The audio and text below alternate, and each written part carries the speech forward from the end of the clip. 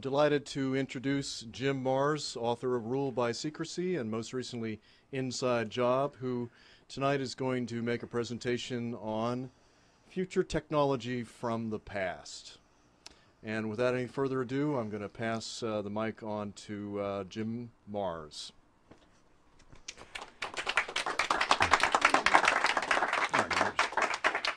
Sorry, I'm kind of getting in the way here. Am I good? Am I good for the camera? Okay. Have the mic working? Okay. All right, we're going to move real quick here because we don't have the time that I would really like to expend on this, but I think this is kind of a complicated subject, and a subject that most of you are probably totally unfamiliar with. So, but I am going to hurry on through this because I think it's very important, and I think it may give us an insight into our unparalleled and unsupported mad rush to occupy Iraq. Slide. If you go back to the Bible, you find what has been will be again. What has been done will be done again. There's nothing new under the sun.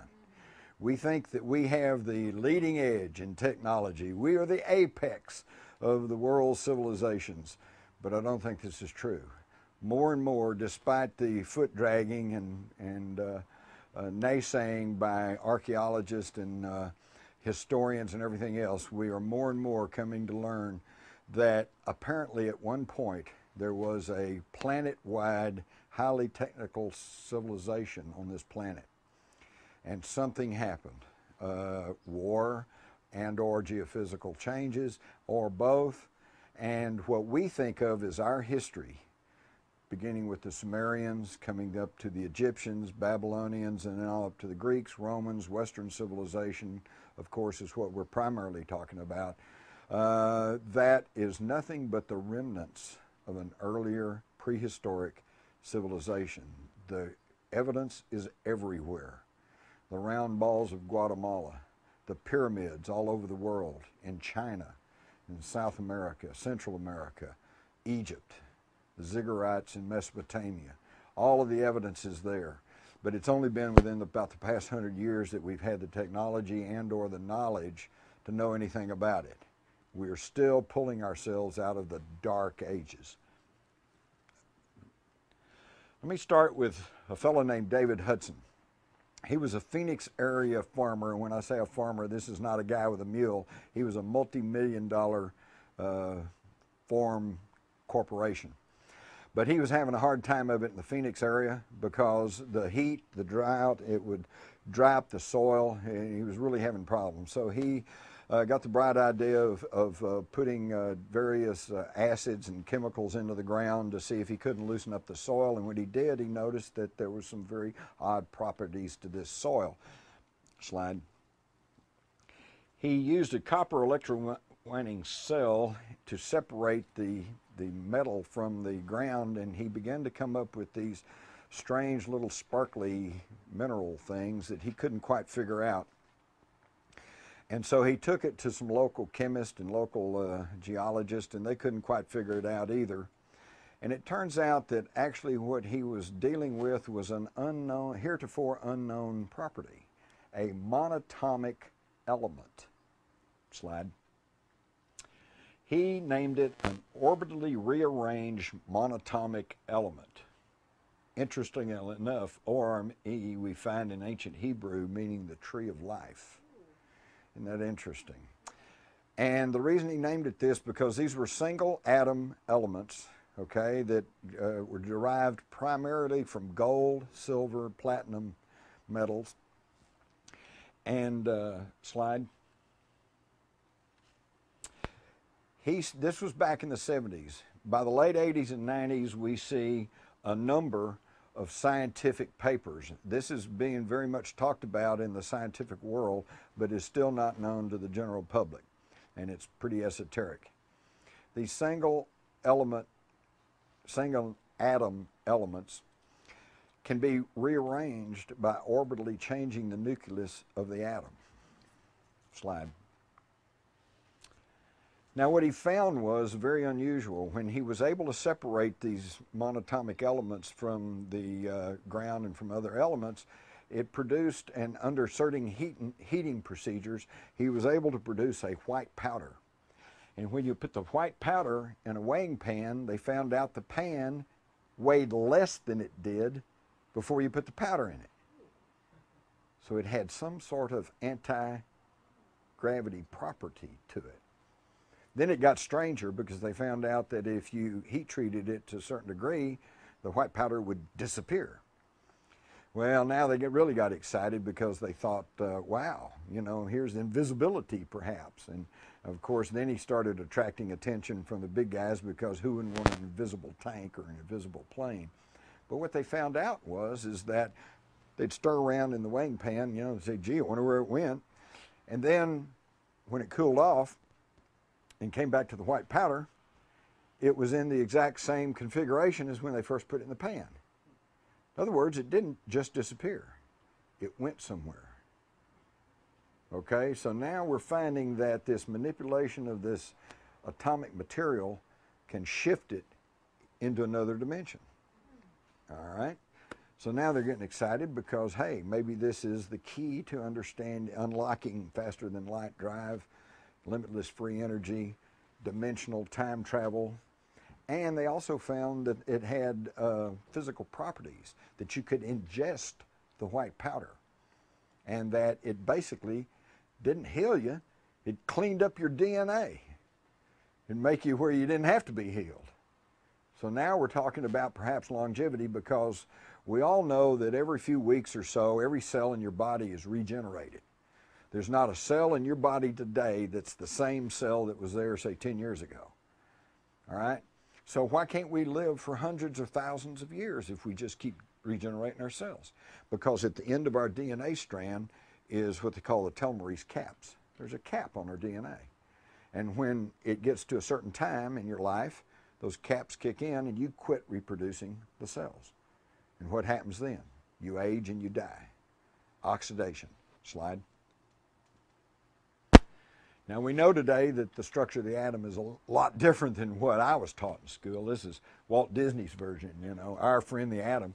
And we now know the atom is composed of all these various things, which I won't bore you with, mainly because I don't even understand them myself, because I don't claim to be a scientist or a highly technical person. I'm just a reporter, okay? Slide. But the atom is totally different. But we also know that in the atom, the nucleus, and then you have your electrons and protons and neutrons. The atom is mostly space. This is what I mentioned earlier about the fact that even our reality, everything we think is really hard and solid, is really just made up of atoms, and within those atoms is an immense amount of space. And yet within those spaces, the energy generated by these neutrons and protons and stuff is absolutely immense. And we're finding out things about this continually. They recently found out that protons have mass. Okay? It's a complete surprise to me. I didn't even know they were Catholic. It was a joke. All right, slide.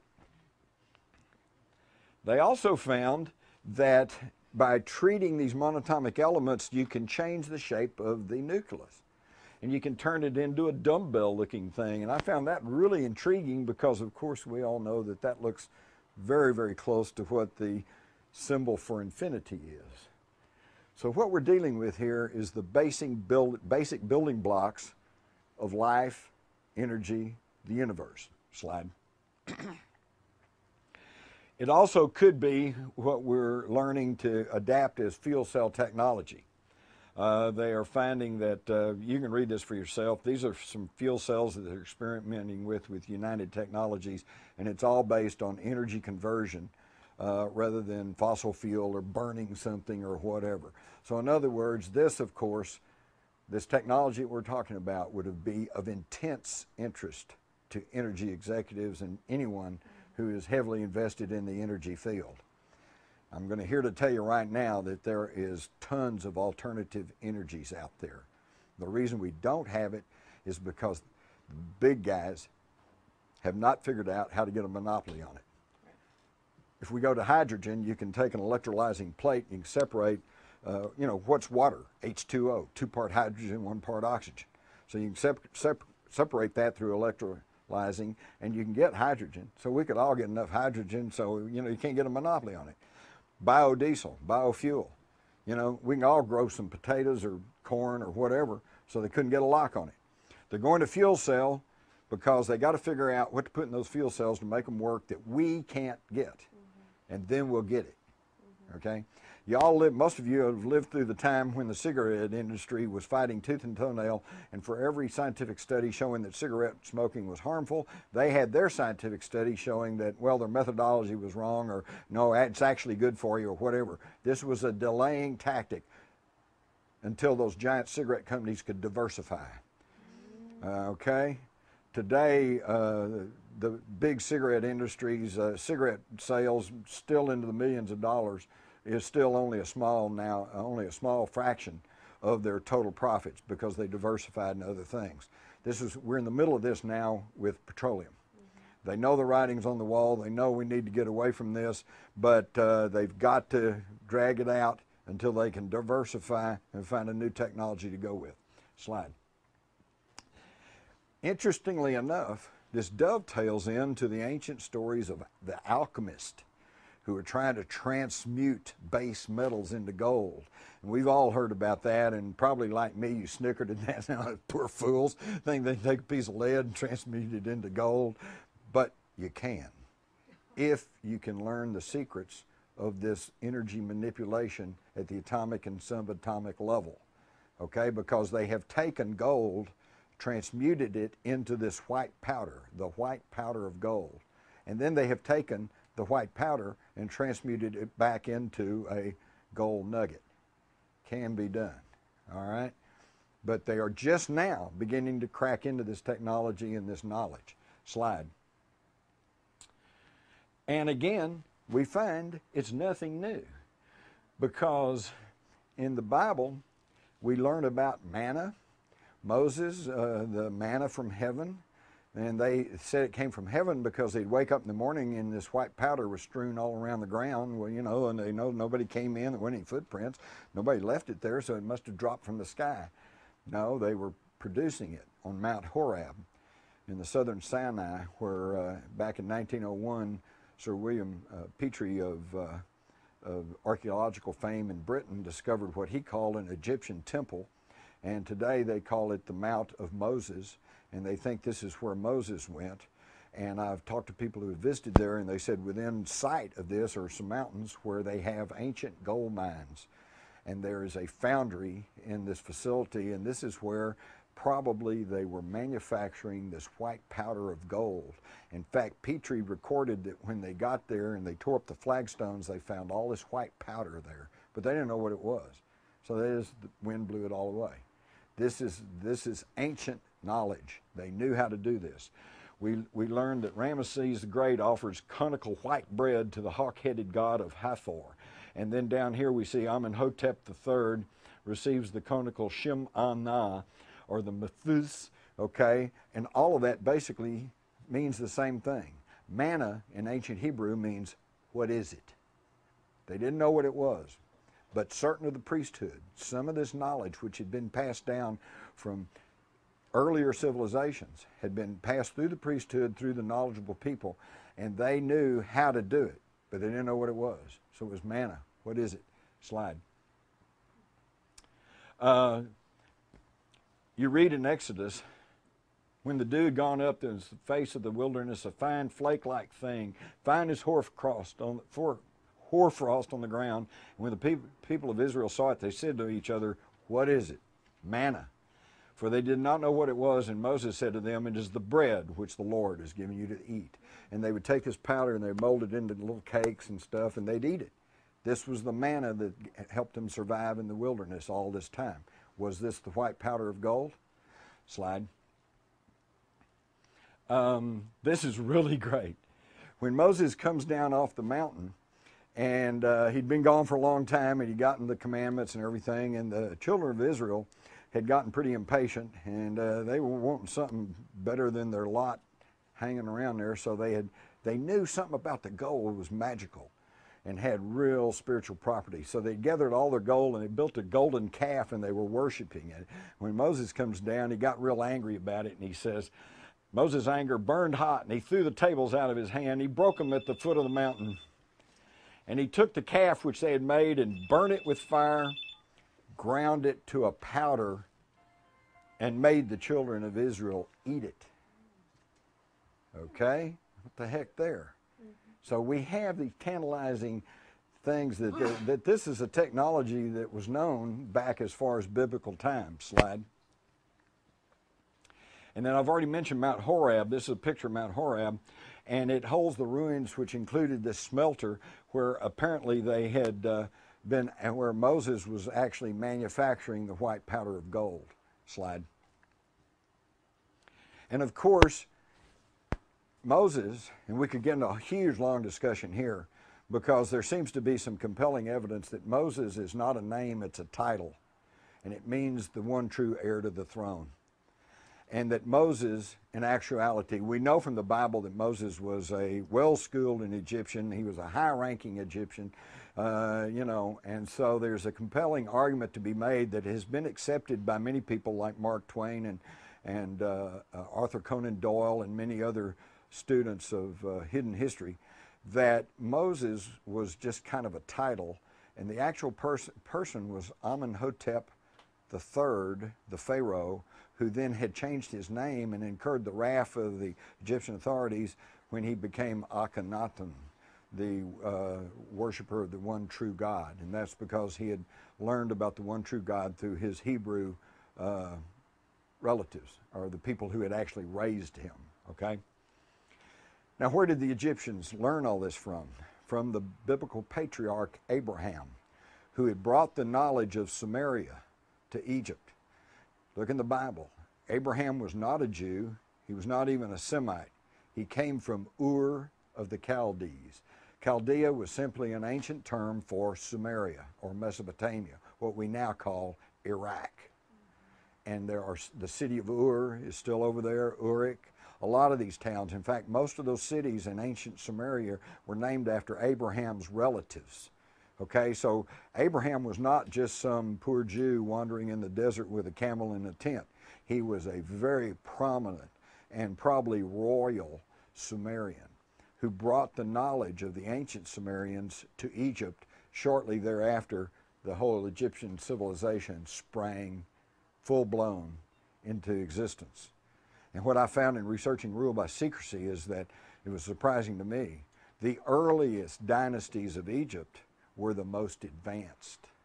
So the Egyptian civilization did not start, from a primitive and then build into this exquisite civilization. It started off as an exquisite civilization and then digressed and devolved. And all of it because of the information that goes back to Samaria. Slide. So we can see that Abraham comes from Ur of the Chaldees, goes up to Haran, comes all the way through Canaan, and ends up in Egypt. Slide. All of human history resides in Baghdad because that was the fountain of Western civilization for certain. Slide. The ancient Sumerians obviously knew a lot more than we even give them credit for.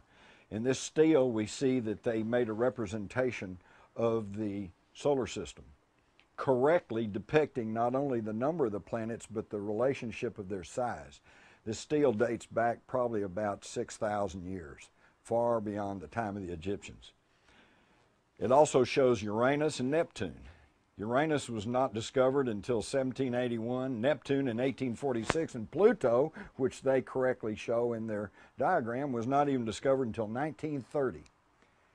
So see, we're not the apex of knowledge.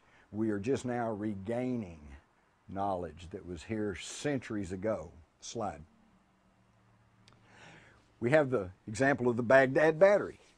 They found this years ago. It's just a little ceramic jar with a little copper tube that went in another little copper thing, and they couldn't figure out really what this was until somebody thought to put some grape juice in there, put the tube in, and put the little copper point in there, and what happens? Lo and behold, you get a 0.5 volt of electricity. So they knew how to generate electricity. And they didn't have a huge power plant, they just do it with a jar and some grape juice. They knew the manipulation of energy at the atomic and subatomic level. Slide. And how do we know they knew all this stuff? Because of the Sumerian clay tablets that are still in existence. There are over 500,000 of them. 500,000 of these tablets are known to exist right now, and only about 20% of them have been translated. Isn't that amazing? Some of you young people here, if you want to know what to do with your life, learn to translate Sumerian. Okay? It was the world's first writing, and what they did was they used a stylus and they would press it into mud with these little triangular shaped styluses, and then they'd bake it. It's a rock. That's why they still exist. Paper, papyrus, that all burns up, just, flakes away, but these things still exist. These writings predate the Bible by 4,000 years, and they tell of human origin. Slide. Not once, but several times, according to the Sumerian tablets, they say 432,000 years before the Great Flood, the Anunnaki came from Nibiru through the Great Bracelet, which is the asteroid belt, to the Earth. And here they landed in the Persian Gulf and began to colonize and search for gold. There were strikes over the hard work, and it was decided to engineer a slave race by manipulating the DNA of primitives. Kings and dynasties arose once this slave race came into existence, and warfare broke out. And that's a thumbnail sketch of what they say our history is. And it does answer one big mystery. For centuries, they've been looking for the missing link. We know Neanderthal existed, and then there was Cro-Magnon, modern man. And they've been looking for the link in between. For years, they thought that there should be something in there because they must have mated and interbred, but now we know for certain that they did not interbreed because they are two separate species. And there is no missing link because they manipulated the DNA. Slide. Gilgamesh, the legendary Sumerian king, the world's first epic novel, thought to be mythical, and yet now they have now found what they believe is the tomb of Gilgamesh.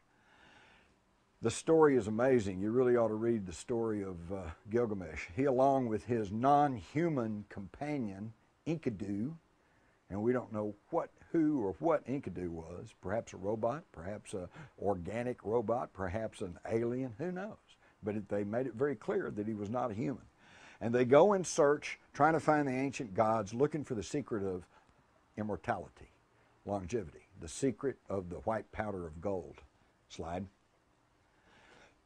Recently, among the amazing new discoveries that these French and German archaeological teams were finding in Iraq beginning in 1999, 2000, 2001, was using ground penetrating radar. They really believe that they may have found the tomb of Gilgamesh under the Euphrates River. Slide. But anyway, they were finding all of these amazing new discoveries. Did they find the secret of the monatomic gold? Did they find the secret of longevity, of free energy, of time travel, star portals? If you can manipulate energy, you can go to another dimension. You could probably create a wormhole. You could probably go to another star system, and there we don't have to worry about the problem of spending hundreds of years blasting along in a fuel-propelled rocket, that it would take you to get to another star system. You jump through a wormhole and you're there, or you jump through another dimension. But that brings us to Baghdad in April of 2003. Where would they have taken all these amazing new discoveries? They would have taken them to the Iraqi National Museum in Baghdad. And would they have immediately put them on display? No. They would have been put in the basement where they would have been cataloged and cleaned up and prepared for exhibit. But in spring of 2003, George Bush, against everyone's wishes in the world, invades Iraq. I went through this earlier, but the weapons inspectors, both ours and the United Nations, said there's no weapons of mass destruction. The Atomic Energy Agency of the United Nations said there's no weapons of mass destruction. Even Saddam Hussein, at the last minute, was finally going, okay, whatever, send in the weapons inspectors, do what you want. Bush would not take yes for an answer. Okay, we were going to invade, and we did. And what we do, against all military logic and tactics, instead of going for an objective, seizing your objective, solidifying your wins, and then moving on to the next objective, we made a beeline for Baghdad. This is what has created the problem in Iraq for the United States today, because we failed to pacify the countryside.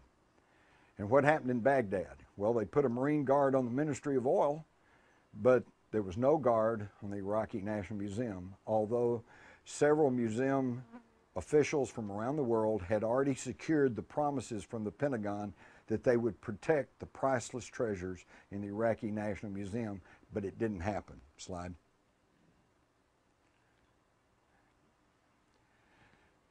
This, by the way, is the English version, and on the back is the Arabic version of some flyers that the military occupation forces were handing out.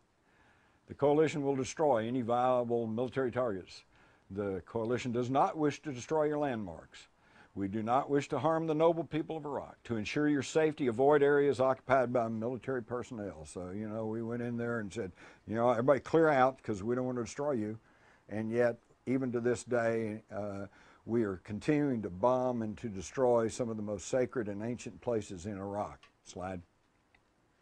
And this is what the Iraqi National Museum looked like after the looting. Everyone concerned said the looting was done by an organized band. Now, there were probably and undoubtedly some street people, some thugs that were hired to go in to give it the appearance of a looting mob. They went in, they sacked a lot of the upper floors, broke into exhibits, this, that, and the other thing. Slide. 170,000 items were looted. Slide. Ancient things dating back God knows how long. Gone. Slide. Safes opened up. Vaults opened up. Slide. Slide. But, of course, we did guard the oil ministry. Slide. Now, oops. Marine Colonel Matthew Bogdanos, Deputy Director of the Joint Interagency Coordination Group that investigated the looting of the Iraqi National Museum on orders of General Tommy Franks. The basement is what we've been calling the inside job. And I will say it forever like a mantra. It is inconceivable to me that the basement was breached and items stolen without an intimate knowledge of the museum, without a plan, without a conspiracy. From there, about 10,000 pieces were taken, and we've only recovered 650 approximately. That was in an article in Archaeology in January, February 2004. Now, what was in the basement? All the new stuff. Did they get the secrets of the monatomic gold? Slide. We go back again and we learn, and I'm sure some of you have heard that Saddam Hussein considered himself the reincarnated Nebuchadnezzar. You didn't know that? And he was rebuilding Babylon, right? So maybe that was another reason we had to stop him. He might have been trying to restore the grandeur that was once there in this prehistoric civilization. Well, then that behooves us to take a look at King Nebuchadnezzar, and of course we mostly have to go to the Bible, but we find that King Nebuchadnezzar built what the Bible preachers will tell you is the fiery furnace. But what it was actually, and they give you the dimensions of it, it was a big portal made of gold. Okay, again, gold figures into all of this. Was he trying to make the white powder of gold? Well, he wasn't having much success, and he would send his people in there, but he was getting an energy field going because they'd go in there and they'd die. Does that sound a lot like the Ark of the Covenant, which a lot of people theorize may have been a capacitor to manufacture the white powder of gold? Okay? So it really angered Nebuchadnezzar, so he goes and gets 3 Hebrew priests, Shadrach, Meshach, and Abednego, and he brings them there to Babylon, and he says, I want you to make this work for me. And they said, well, you're not our king, and you've conquered our people, and we're not going to work for you. And he says, well, all right, then I'm just going to throw you in there, and then you're either going to sink or swim. You're going to die, or you're going to get this thing working. Because what was Nebuchadnezzar trying to do? Same thing as Gilgamesh. Contact the ancient gods and learn the secret of immortality. Okay? So he takes Shadrach, Meshach, and Abednego, and but interestingly enough, they don't just take them and throw them in there. First, it says they donned their hats, coats, and other garments, put on their radiation suits or whatever, and they went in there and they're walking around in there. And Nebuchadnezzar, he's leery of the whole deal, so he's standing back to ask his minions, are they in there? Yeah. Are all three of them in there? Well, actually, there's four of them in there. Four? Who's the fourth one? The Son of God. Where'd this guy come from? Again, an indication that this could have been a portal to somewhere. And if it was the Son of God, I'd like to know what happened to him, because there's never any more mention about that. But after this, whatever happened there, Shadrach, Meshach, and Abednego come out, and Nebuchadnezzar praised them and made them ranking people there in Babylon and gave them the run of the place, because apparently they, these representatives of the Hebrew priesthood, knew the secrets, or some of the secrets, of the monatomic gold. Slide. Now this brings it up into more modern times. We find out that apparently the Nazis were onto this. We all know from the Indiana Jones movie that the Nazis were all after these occult things and the Ark of the Covenant and everything else. Why? Because they were religious? I don't think so. They were after these ancient secrets. They were after the ancient secrets of energy manipulation. And they began to get some of these secrets because they developed the world's first practical jet fighter, the Me-262, the V-2, the V-1, and when they overran Germany in 1945, what's on the drawing boards? Flying saucers, UFOs. They were working on them. And I have good reason to believe they were actually test flying them. In fact, if that war had stretched on maybe even another 6 months, there's no telling what they might have come up with. And who was in charge of all that? A very mysterious SS general by the name of Hans Kammler. He was in charge of all of their leading edge technology.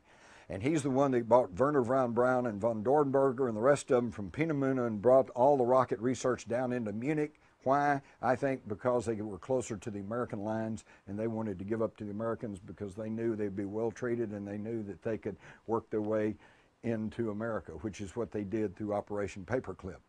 Now, according to von Braun, he wanted to resume testing of the V-2s, and Kammler told him, no, I'm going to hand the V-2s and you folks over to the Americans in exchange for immunity.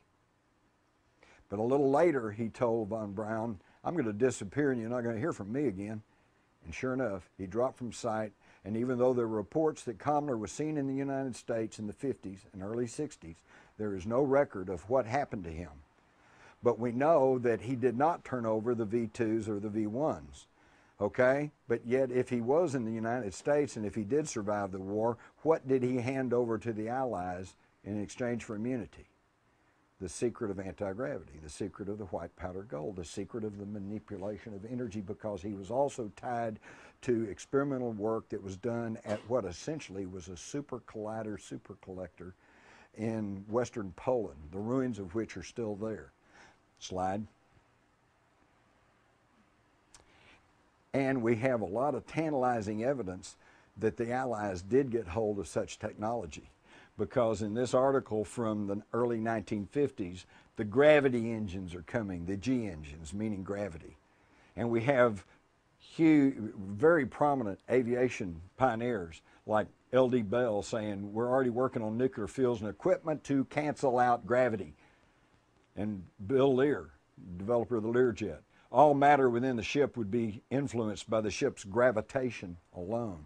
They were beginning to crack the door open on the secrets of the manipulation of energy at the atomic and subatomic level. But bingo, it all goes dark. It's like it didn't happen. And when they finally rolled out the Avro car, which was a joint saucer development between Britain, America, and Canada in the late 50s, they rolled out this flimsy-looking thing that wobbled around a little bit, and they said, gee, it didn't work. Was this simply a cover for their anti-gravity research? And this leads into the fascinating speculation of, is there a dark, shadow government-run alternative space program? And it even gives me the thought, some of you may be well aware of the controversy over whether or not we actually went to the moon, because of the problems in weight and in thrust and in the expansion, expendable of fuel, the expending of fuel, et cetera, radiation, because the Van Allen belt stretches, according to Van Allen, for thousands of miles further than NASA wants to admit, which means they would have been bombarded by intense radiation, which would have been fatal. So how do they get through all of this? And there seems to be a legitimate controversy over that. And yet I have spoken to the astronauts, and I'm still not prepared to say we didn't go to the moon. Perhaps we went to the moon using technology other than what we've been told. And maybe even the astronauts themselves don't know. Perhaps they were put in a rocket and the rocket was shot into space. And during that period when they're blacking out and not all with it, the anti-gravity kicks in and they're pulled or pushed through this super technology. Speculation, but it could explain that anomaly. And we also have General Nathan Twining's memo of 23rd of September 1947, where he's talking about UFOs. And he says the phenomena reported is something real, not visionary or fictitious. They knew at the beginning in 1947 that this was all real. September the 23rd is an interesting time period because this was just 2 months after the crashes in Roswell, New Mexico. It's also the same day that President Truman signed the National Security Act of 1947. This is what's done us in, folks, because we all know that the National Security Act of 1947 created the CIA. We know that it changed the name of the War Department to the Defense Department, a little PR change. But what a lot of people don't realize or haven't really understood is that it also created the National Security Council. Now, we all have heard of the National Security Council because even up to the invasion of Iraq, everything's done through the National Security Council, which by definition takes care of anything having to do with national security. But who can tell me who the National Security Council is? President, Vice President, Secretary of Defense, and Secretary of State. 4 people. Did y'all hear that? The President, Vice President, Secretaries of State and Defense. 3 of those are appointed by the President. So it's the President controls the whole, anything having to do with national security. This is where we went into the national security state.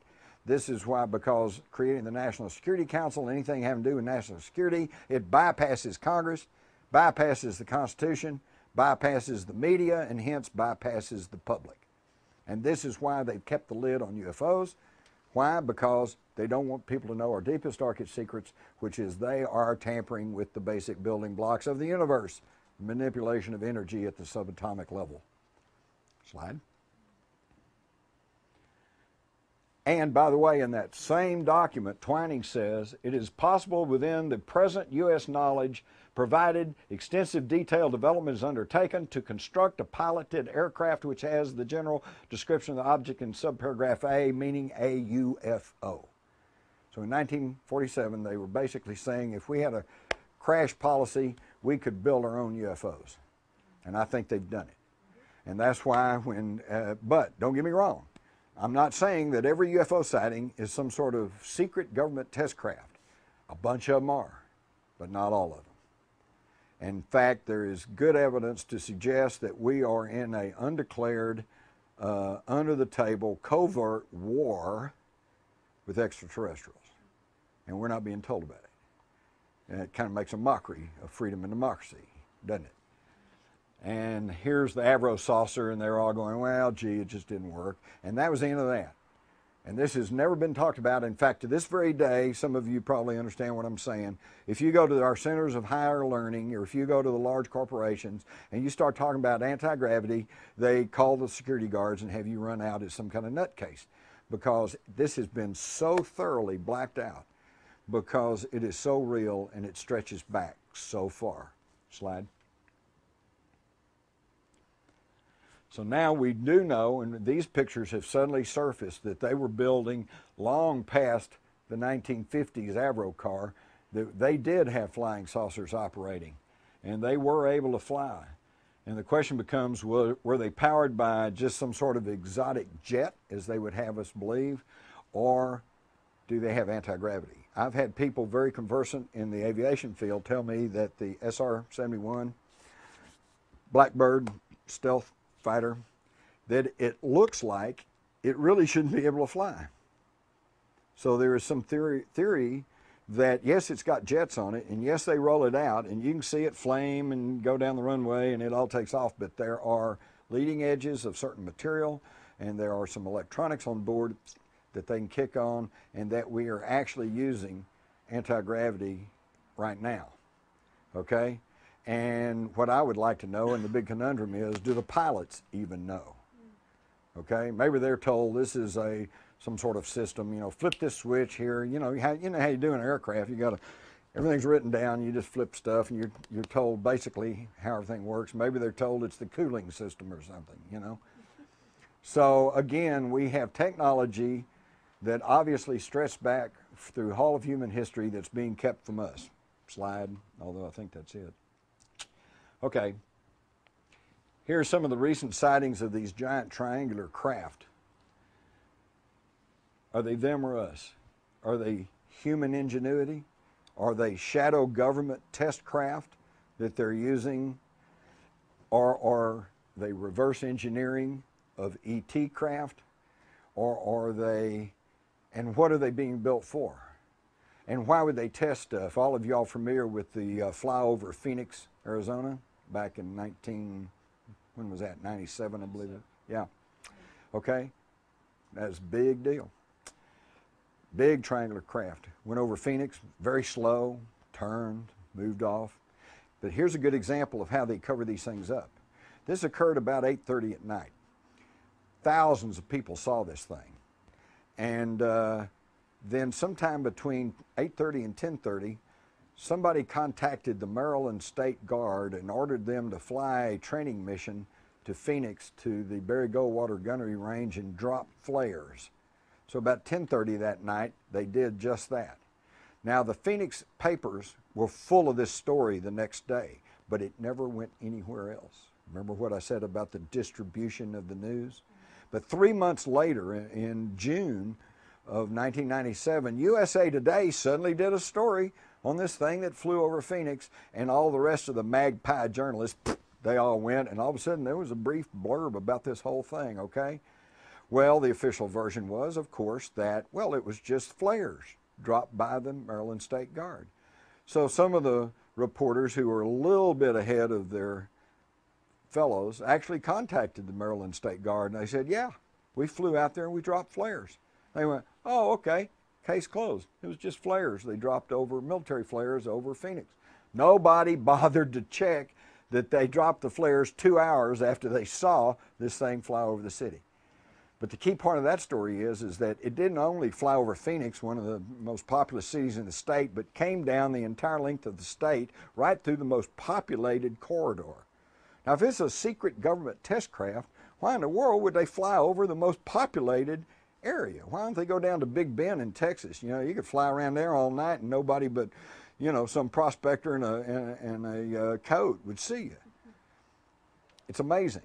Are they setting us up for the next game after the war on terrorism? If the war on terrorism collapses and all of a sudden nobody's buying that anymore, what's next? Invasion from space? Yeah, give up the last of your liberties so we can protect you from invasion of space. I'm going to leave you with one cheery thought, okay? As we can see, there's lots of evidence that perhaps the reason we had to go into Iraq was to grab these ancient secrets of energy manipulation, the secrets that could open up limitless free energy, which would wreck the oil economy, of course, longevity, which would wreck the medical establishment and the pharmaceutical corporations, which are all based on petrochemicals, by the way, and et cetera, et cetera. Perhaps that's the reason that we had to invade Iraq, to get our hands and get control over this ancient technology. But what worries me is that right now, as we meet right here today, somewhere deep underground probably, there is a covert government-sponsored lab where we have scientists working on this, and they are tampering with the basic building blocks of the universe. And why does that bother me? Because in the spring of 1945 at Alamogordo, New Mexico, when they set off the first atomic bomb, more than half of the scientists working on the Manhattan Project sincerely, devoutly believed that once they started a nuclear chain reaction, they would not be able to stop it. It would ignite the atmosphere and it would incinerate the earth. But they set it off anyway. Whew. Glad we were wrong about that. That's pretty scary. Somebody says, well, let's try this. Flips a switch and the whole universe winks out of existence. Now, again, maybe it's just because of my libertarian instincts, or maybe it's self-preservation. But I think we need to know about this stuff. The time for this military industrial secrecy is over with. If we're going to continue to call ourselves a free people, we have to have free knowledge of what the heck's going on.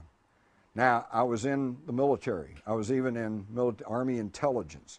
I do realize that there are some secrets, strategies, disposition of troops, etc. There are some secrets that need to be held in true national security.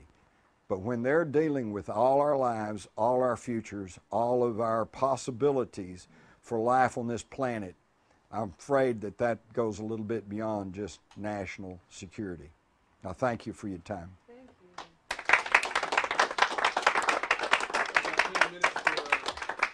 All right.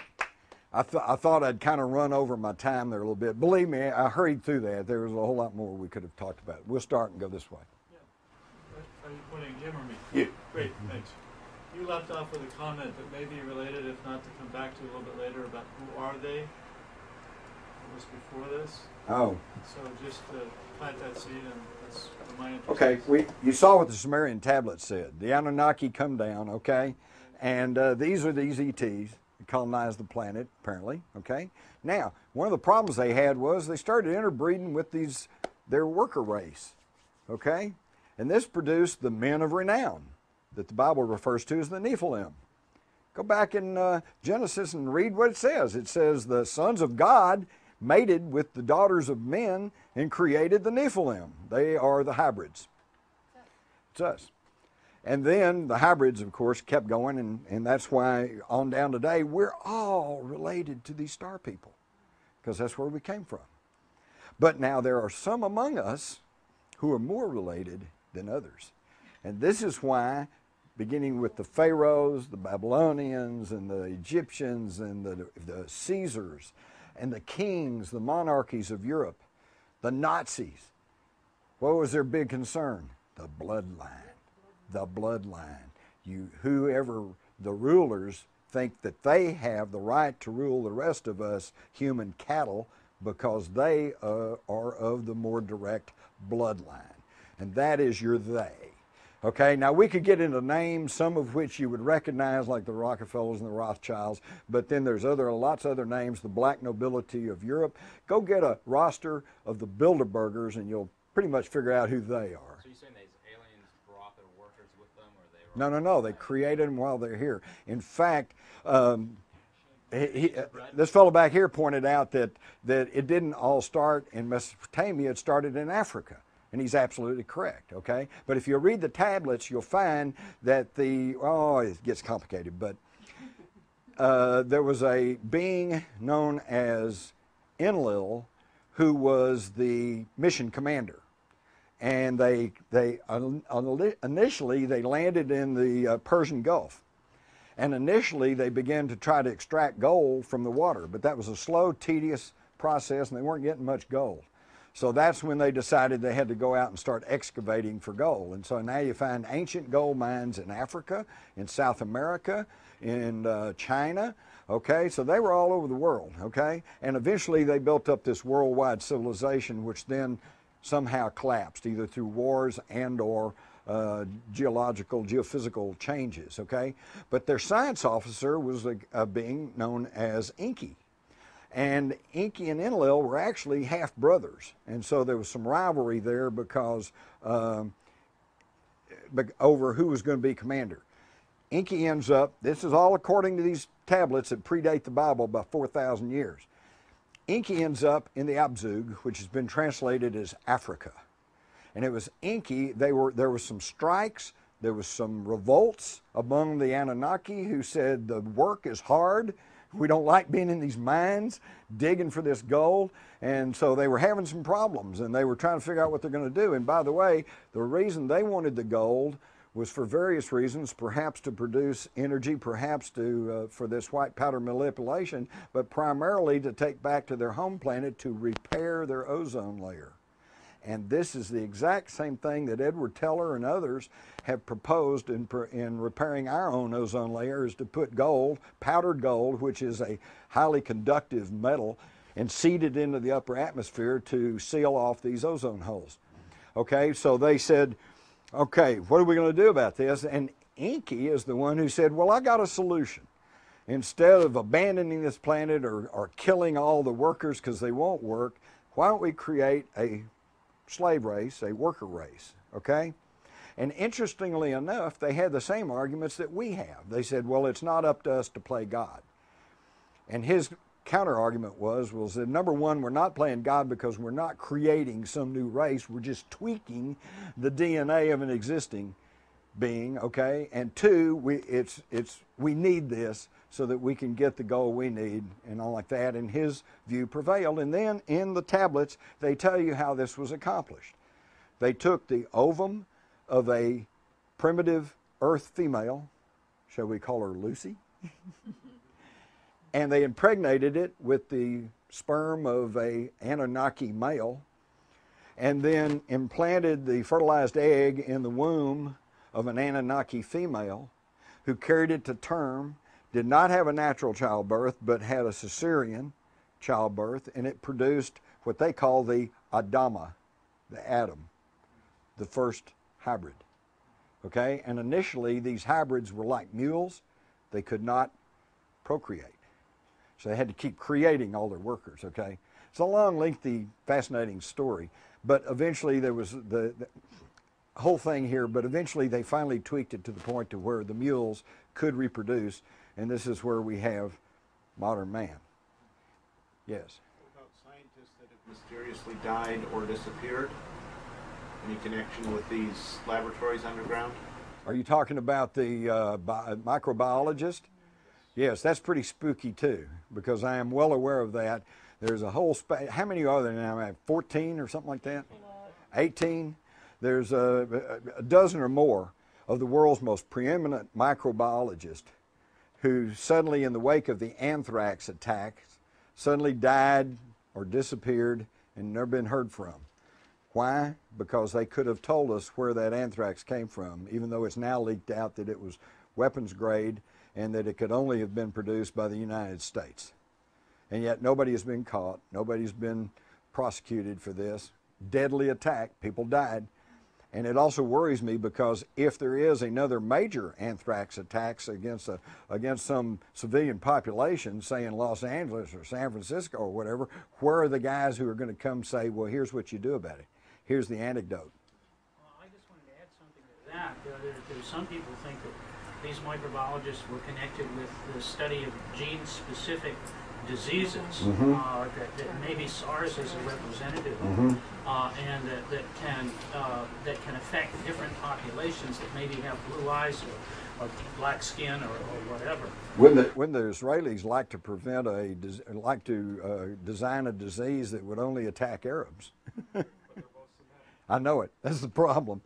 In fact, yes, they've been working on that ever since Vietnam. In Vietnam, they were trying to come up with some pathogens that would attack Asians. It's really spooky. That's why I say we got to get rid of this secrecy and we got to get rid of this national security state for our own protection. Because, see, here's the whole key to freedom. If I allow any law, any policy which restricts somebody else's freedom, I'm not free. Because once you allow that, then what's to protect you? Nothing. Pastor Martin Niemöller in Germany pretty well articulated that. He said, well, they came for the Jews, but I wasn't Jewish, so I didn't say anything. He said they came for the Masons, but I wasn't a Mason, so I didn't say anything. Came for the Gypsies, but I wasn't a Gypsy, so I didn't say anything. He said when they came for me, I didn't have anybody to turn to. The only way that we can guarantee our personal freedom is to guarantee everybody's personal freedom, even the ones you don't like, even your skinhead Nazis, even your weirdos, even your, yes, even the Republicans. We've got to guarantee everybody's personal freedom, because once you get the ball rolling in curtailing freedom, then there's no stopping it, and there's no guarantee that you won't get caught up in it. And they'll say, everybody with a beard, you go to the camp. Okay? Yes. Could you go into the whole connection with Antarctica and your earlier parts of your presentation? So I've heard a bit about it, but I'm not that clear. About Antarctica? Oh my God! Well, we could have another whole presentation on that. That gets into Agartha, the Nazi base down there, Queen Maud's land, which they renamed Neuschwabenland. That was where all the submarines were heading after World War II. And then you get into the more modern times when they found the lake under there, like Vostok, and the warm lake under Antarctica. There's all sorts of stuff going on in Antarctica. Perhaps this is one of the places where they are studying these microorganisms, because if you'll recall, they suddenly had a bunch of doctors and medical personnel that they had to evacuate out of Antarctica. And by the way, I don't know if it's still that way, but at one point they pretty well had sealed off. Antarctica is one of those places that us free Americans really can't just go to. You can't just say, oh, I want a ticket to Antarctica, I'm going to go down and look around. There's all kinds of stuff, but to me the main concern with Antarctica is the Ross Ice Shelf, because it's melting. All right, the North Pole, the U.S. Navy meteorological station at the North Pole said there will be no ice at the North Pole by 2015, which is pretty close. Okay, now that's not a big deal, because at the North Pole all the ice is sitting in water, so the volume will be the same. You're going to have water instead of the ice. Okay, but Antarctica is a different situation. You've got the Ross Ice Shelf, which is a huge, probably the size of Texas or even bigger, that's sitting on a landmass. And it's not even, it's kind of at a slant, and it's being held essentially by an ice pin, okay, that's keeping it from sliding off into the South Atlantic, and that ice pin is melting, just like the North Pole. And by the way, they talk about global warming, but let me tell you something. It's bigger than that. The ice caps on Mars are melting. The sunspot activity, they say, well, we're going through a cycle, but it'll calm down, but it hadn't calmed down. There are other perturbances that they've noted on some of the other planets. This is a solar system-wide thing.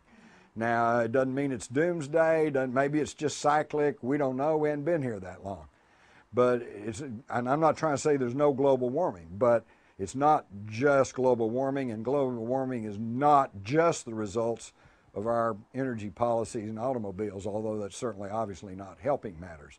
But the problem with Antarctica is if the pin melts and the Ross Ice Shelf slides off in the South Atlantic, it's going to raise the water tables around the world by about 12 feet, which would inundate New York, London, probably Paris, San Francisco, Los Angeles. We're going to have a real problem, okay? And this probably will all happen within our lifetime. So what do y'all do about it? Beats me, you're going to have to decide for yourself. But I know I'm in a very solid place in Texas, and I have an underground house with a log house sitting on it, my own well, and I'm there, and that's no guarantee, I've since coming out here, I've had a lot of people tell me there's going to be a terrorist attack on September the 27th. Oh no, I'll be in Australia, so a lot of good's going to do me, right? So what I say, my game plan is hope for the best and plan for the worst. Why are these aliens at war with us? They're not at war with us, we're at war with them. Okay. Because they want to keep all this secret. According to several sources, they have approached the leadership of the world, various national leaders, and they said, okay, we'll make contact, let's deal, we'll swap technology, but you guys got to promise to lay down your weapons, start learning to get along with each other, yada, yada, yada. And the national leaders have said, we don't want any part of that. I'm in control here, and I don't want to give it up.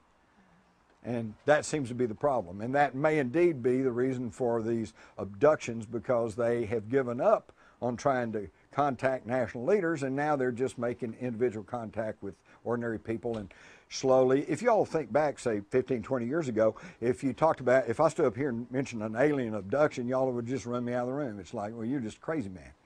And a lot of you probably still thinking, I don't know about this guy, but at least we've gotten to the point now where we can talk about it. And another 10, 15 years it'll be, oh yeah, I know somebody had an alien abduction, or maybe they're here. You know, we have to acknowledge that that this is a real issue and that it is real. And it's like Twining said in 1947. It's not hallucinatory or fictitious. This is real, and it is real. And let me tell you something here.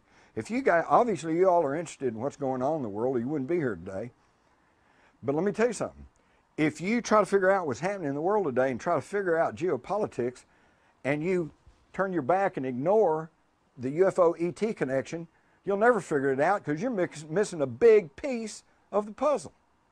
And that's why we're in such difficulty here. You got guys in Washington who they don't want to hear anything about UFOs. Go to the news media. They run you out of the office to try to talk about UFOs.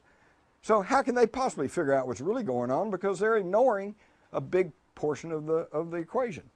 I've got a lot of questions. Oh my God. What about the whole fundamentalist thing, and the born-agains, and the prophecies, and Armageddon, and what's going on in the Middle East and Israel? Well, that comes back again. Well, okay. The fundamentalists. Why they call fundamentalists? Because they say the Bible is the inerrant Word of God, and you believe everything that's in there, especially that verse that says, "Thou shalt not suffer a witch to live." So let's go burn the witches. Where's the witches? Well, then you go back and study history. Back in the Middle Ages, they burned the witches. And who were the witches? Number one, women. Number two, they were midwives. Midwives, okay? If you were a midwife, you were pretty much suspected of being a witch, okay? Then they go back again, but is the Bible the inerrant Word of God? As a Christian, I'm a little torn on this, because on the one hand, I really do want to believe that it kind of is. And in a general sense, I think the philosophies that are in the Bible are good, solid works. I think that it was an inspired work of writing, but what you have to understand is it's been edited. It's been jacked with for centuries. Another thing I found in studying the ancient Sumerian tablets, they tell you all about the flood, okay? They tell you all about the flood. God came to this guy and said, hey, build an ark. Use pitch and bitumen to seal it, and put all the seed of every living thing in it, and the ark, the flood came, and the ark rode it out for 40 days and 40 nights, and ended up on Mount Ararat. Exact same story you see in the Bible, except in their tablets, the guy's name wasn't Noah, is Upnarpishtim. And this was 4,000 years before the Bible was written. Okay, so the Bible may be the Word of God. It may be full of truths, but it is an amalgamation of history and stories and Sumerian history and things that have been passed along word of mouth. You know, most people don't realize that the Bible was not written down as a written document up to within 300 years of the time of Christ. Okay, that's how recent all that is. Before that, it was word of mouth. And have any of you all ever played the parlor game where you get a line of people and one whispers a sentence and you pass it down? It gets pretty garbled in the translation, okay? Then that's the problem we have. But it even gets worse than that, because then you get the Council of Nicaea, where the Pope Constantine decides, here's what goes in, here's what stays out. Oh, this kind of promotes women in the church. We don't want that. That goes out. You know, okay? So you've got to understand that the Bible in fundamental ways may be very true and may be very inspired, but that in details it's been, even the Bible scholars will tell you, it's been heavily redacted, which is a fancy word meaning edited. Okay? Is that it? Thank you all.